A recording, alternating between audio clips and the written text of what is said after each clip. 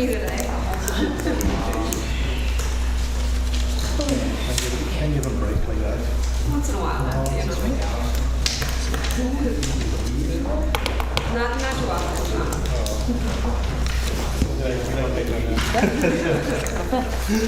I'd like to call the order of Schenectady City Council Committee meeting for Monday, August 4th, 2020, August 3rd.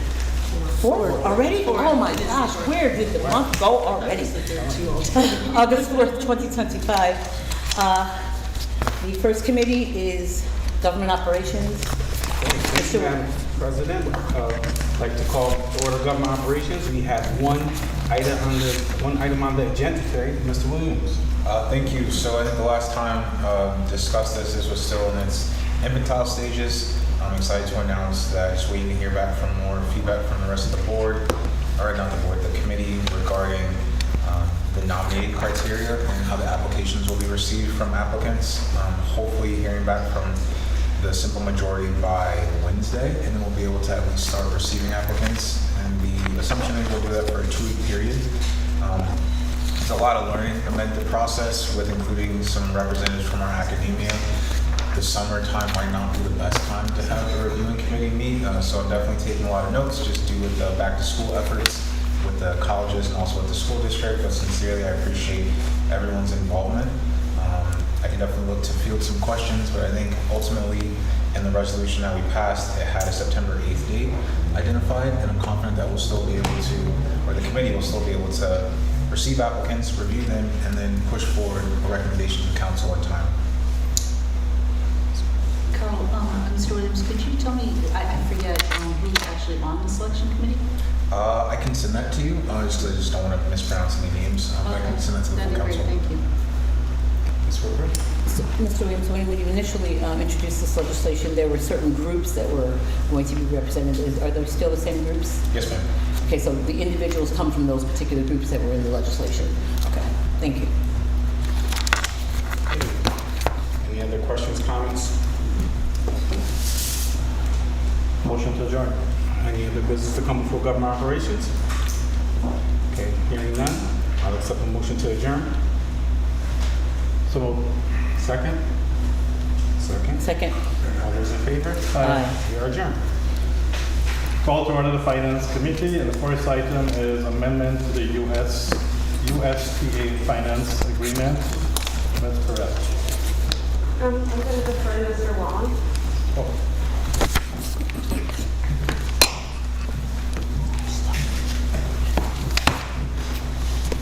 Thanks. Oh, you're welcome. Any questions? Yeah, so this is an amendment. Can you tell us how this differs than the original agreement? Yep.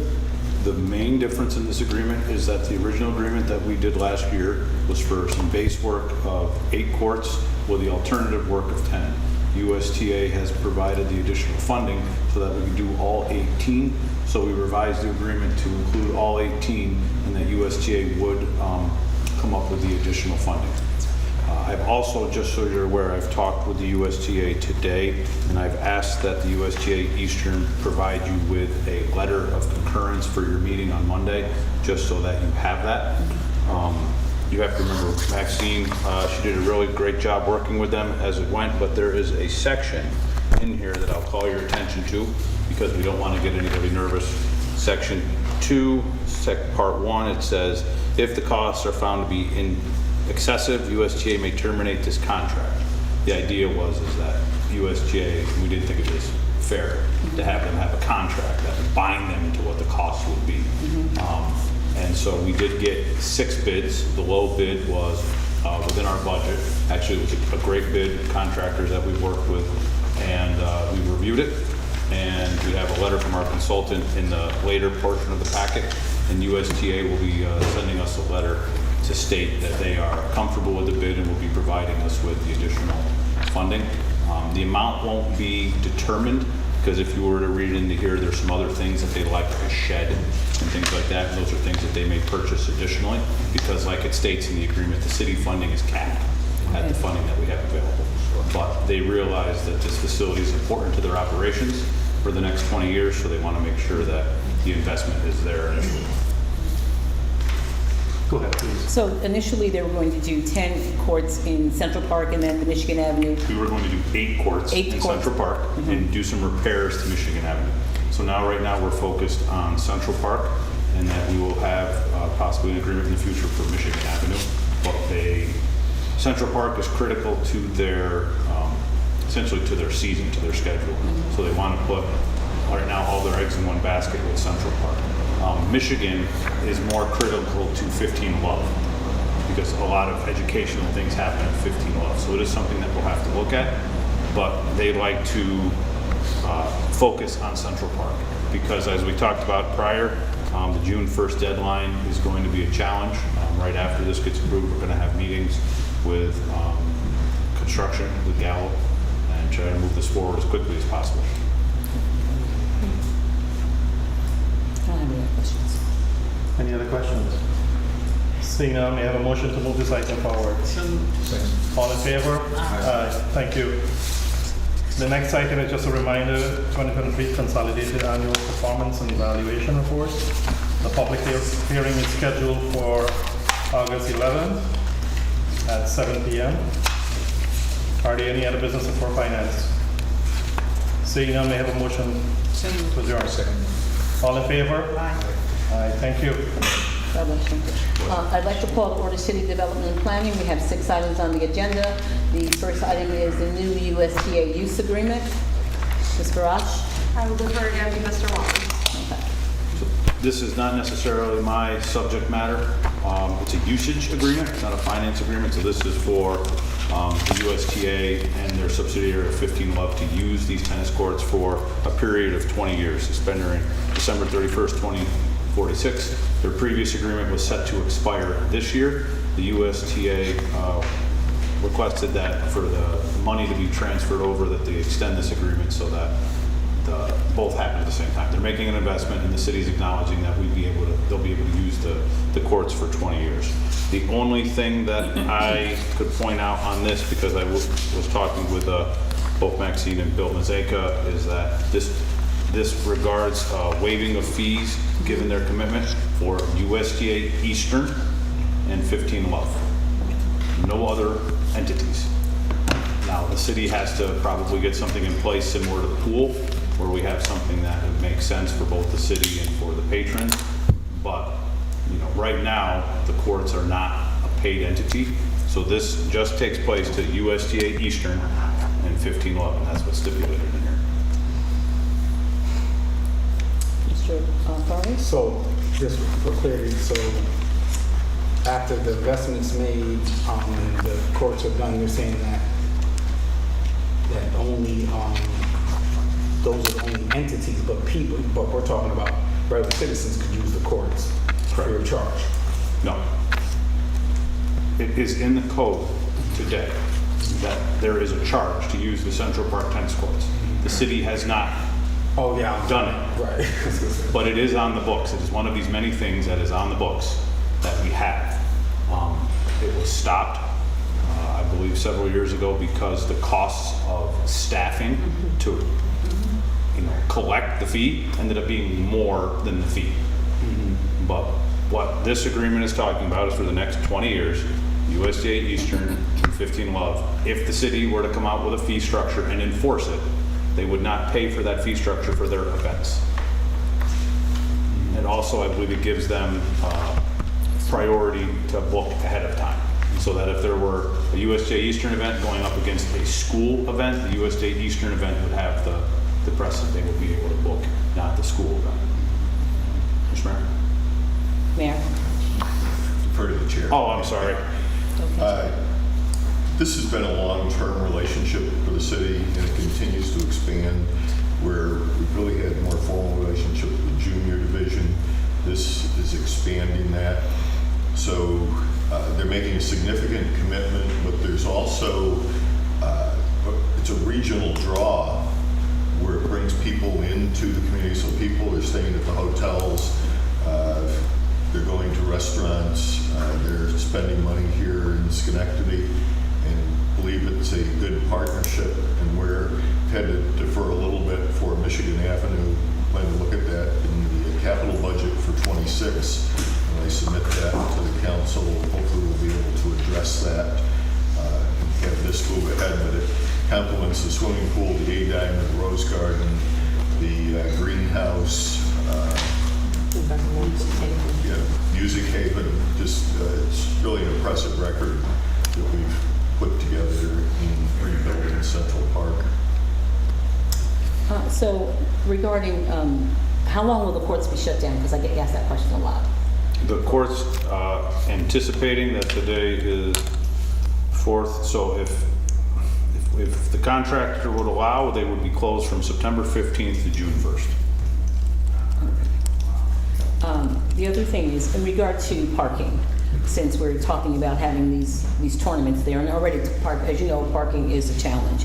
So is there any thought, as these renovations are being done, how we can expand the parking to be able to accommodate people? Or is that part of the plan? Is that parking planned into this at all?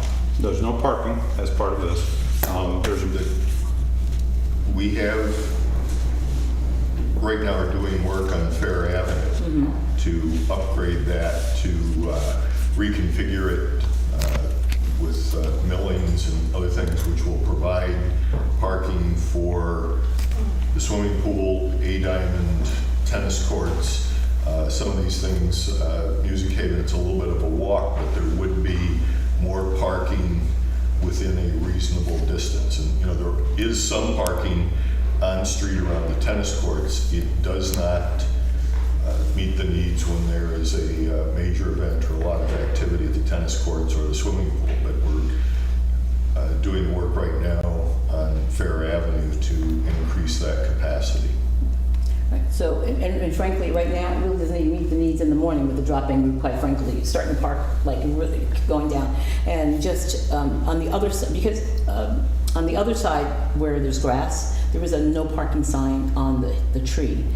And actually someone was getting a ticket just the other day. So the parking, I just wanted to bring forth the fact that parking is already Trying to get a little revenue to pay for some of this. well, except the sign, it's a whole thing. I talked to Mr. Wallington about it, but I just want to make sure that as we're considering it, we make sure that people, you know, we know people are coming, that people are accommodated, especially those who also live locally and park there. So they're not going to take away the parking that currently exists in front of the courts. That will not be removed, even though they're doing things on Fair Avenue. No. There's no plan to remove anything, even though they've talked about the shed and some other things, so that There's plenty of space from the front, so Yeah, we're going to leave the there parking you- there. We're going to allow still parking on the grass, on opposite for events. Usually that works out pretty well. We'd like to make sure the buses aren't there. They take up a lot of space, trying to get them to Fair Avenue. The area that you're talking about, that is a no parking area. One of the things that we need to talk about internally is the whole what's good for the goose is good for the gander, which is it's easy to ticket one car that's parked there for tennis.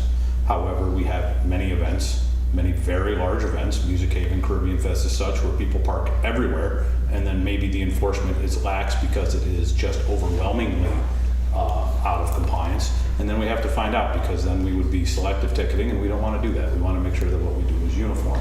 So, you know, what we'd have to do is make sure that we have enough enforcement to cover what we're doing and have areas of it. But technically, that area that's no parking, there's no parking. We've talked about it internally, and that is a no parking area. We can put including grass or some kind of a sign like that, but we just feel that people are probably parking there, and if we put grass there, they'll park on it, so then we're getting into boulders and rocks and ropes, and it's something that we're going to have to look at, because the utilization of the park is at an all-time high, and it's only projected to go higher. Any other questions from any other council members? If not, all in favor? So moved. All's in favor? Aye. Thank you very much, Mr. Wong. I'm here for a little while. Oh, okay, you're right. Item number 2 is authorizing the issuance of revocable permit number 689 to Solstice Kitchen LLC for a sign that will overhang the city's right-of-way on the face of the building at 515 State Street. Mr. Wong. Yep. Solstice Kitchen is the former Puzzles and former Bibliotech. That was the name of it. They are looking to open up a new kitchen restaurant and have a blade style sign similar to what we have on the 400 block of State Street. This is a revocable permit for that sign. Planning sees no issues with its design, and they submitted all the required paperwork. Any questions, concerns?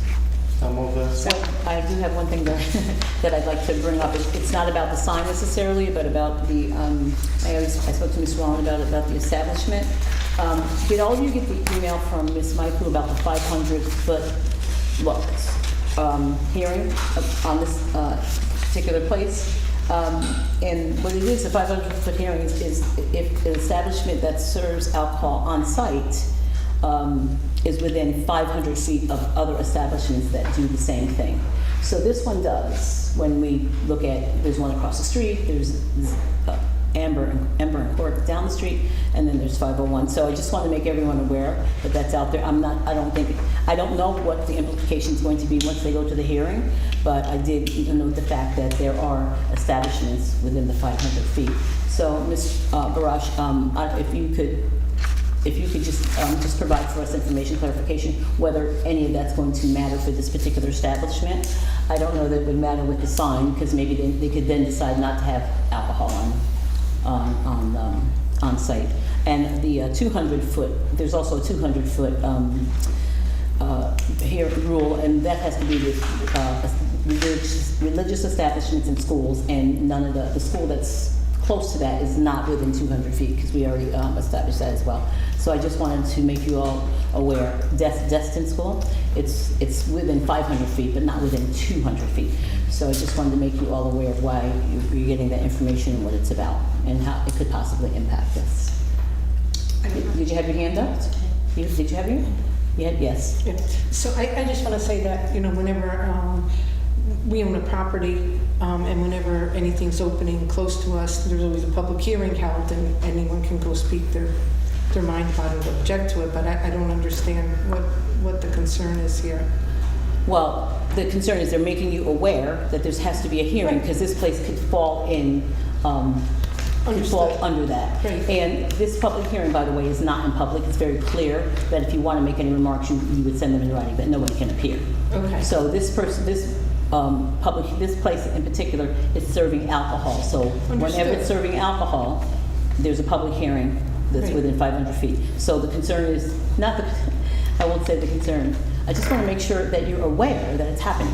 That's what this is about, that it's happening. And that happens a lot in the city, and we get, notices, but I just don't understand why today we're just hearing Well, I about don't this think property. I don't remember the last time I got a notice regarding a public hearing for something that was going to be in there. Right, well, I do on Union Street when bars and restaurants open. I'm just saying, I just don't understand why.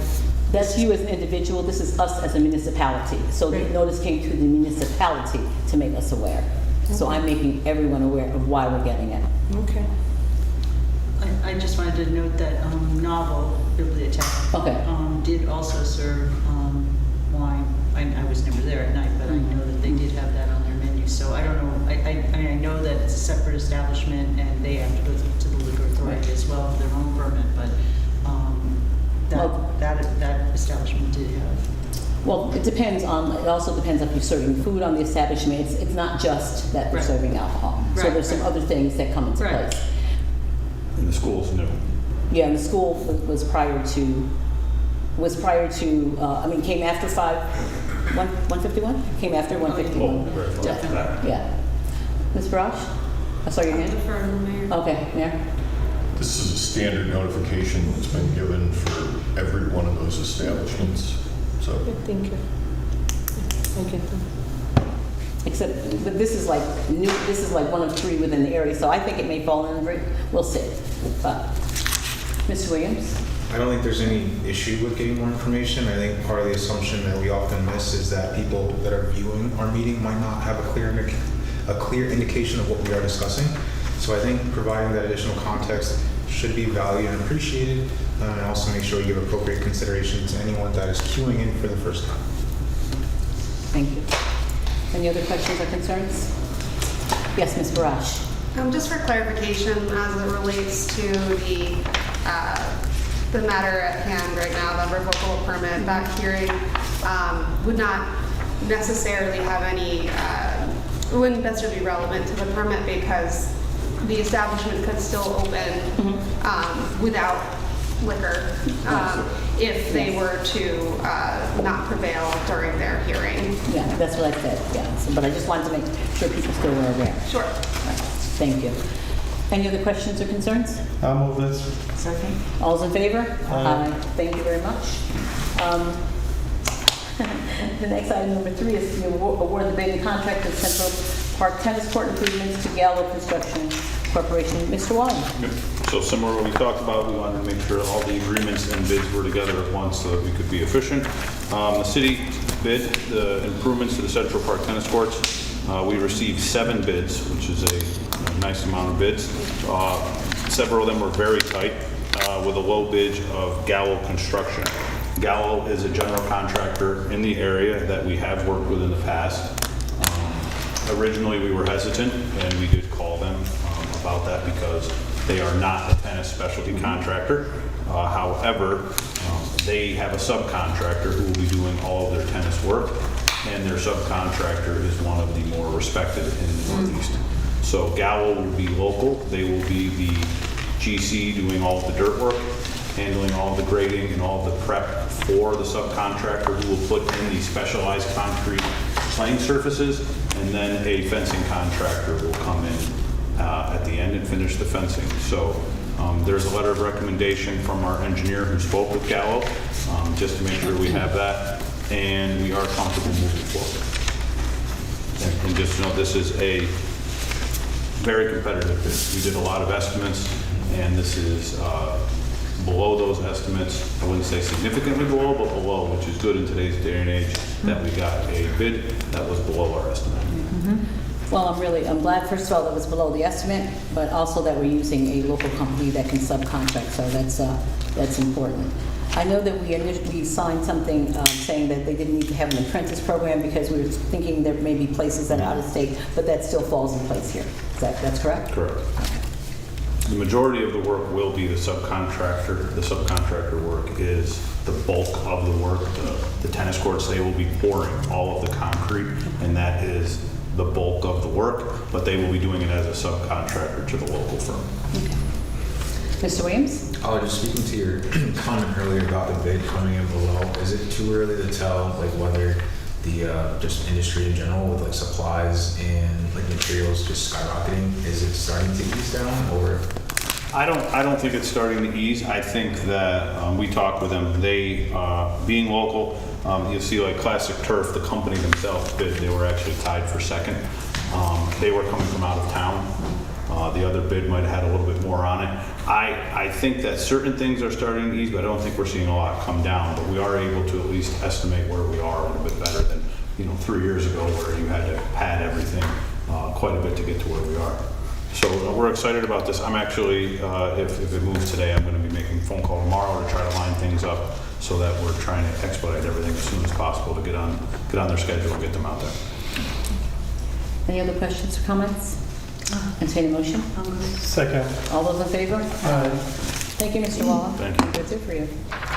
The next item is the call for a public hearing on the 2025-2026 annual action plan. It's just a reminder, public hearing will be on August 11th. When's the public hearing? Call for public hearing, so 11th. 11th. And then the actual public hearing is 25th. Okay, you call for a public hearing to be on the 11th. Oh, no. We're calling for the public We're hearing. calling for the public hearing. Yes. I'll move. We have to move it? Yes, we're calling for the public hearing, so we have to move, yes. So I'll move it. Second. All those in favor? Aye. All right, the last 2 items have to do with redemption of property, so they would be an executive session.